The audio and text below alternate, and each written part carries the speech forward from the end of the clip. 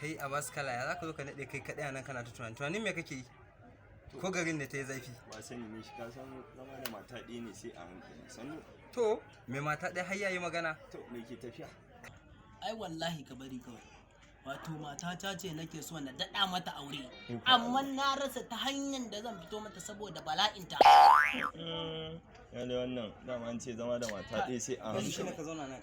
Sai to ya zan yi. Matan ne sai a hankali. Kar ka manta Saboda ba, mata na bala'inta. hudu. Mata na hudu in baka manta. Kai! A yanzu nan kuma dukan suna gida ɗaya.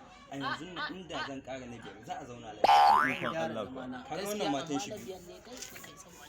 Kaga matan shi biyu. Mata na Dan biyu ba shi shawara. saboda fitinan su ya bani shawara na ƙara ɗaya yanzu To ga shi ina ana da zaman ku lafiya. kuma na tsaya ina ta wani To kai ne baka abin gane nan. ba. Zo ka ji zo a baka sai. Ai an gama mas kawai. Saura injini. Wallahi shi ke. Kai! Au an gama. Ai shawaran nan da kuka bayar ta yi. Tuntuni sauƙi. Ita kawai dan yi amfani. Ni ma shi ne Sun bani. kuri. Shi ne bani Na wannan shawara sukule. ka gani ma na ƙara mata ɗaya. Ai na su.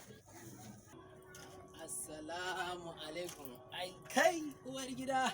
Uwar gida sarautar mata. Illallahu.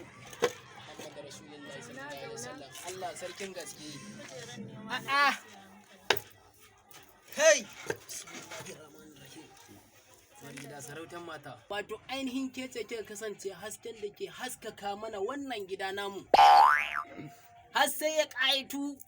Wato ainihin da za a samu ƙarin hasken fitilu ko da ƙwaya ɗaya ko biyu da na tabbata hasken ya faka yawa. Mai gida ai Allah ya ana albazaranci fitilla ɗaya ma ya ishe mu a cikin wannan gida na. To wallahi ba isa ba, ba wanda ya isa, baran fito miki a mutum.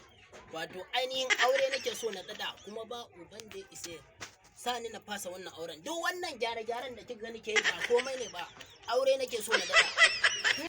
To wallahi baka isa ba ni zaka ƙaro wa kishiya a cikin gidan nan. Tuntuni da ka shigo cikin gidan nan naga take-takenka kana wasu fitullu na san aure zaka ƙara. To ni da kai a cikin gidan nan mutu ka raba ba uban da ya isa bari ka gama in ɗauko wuƙana. Wuka!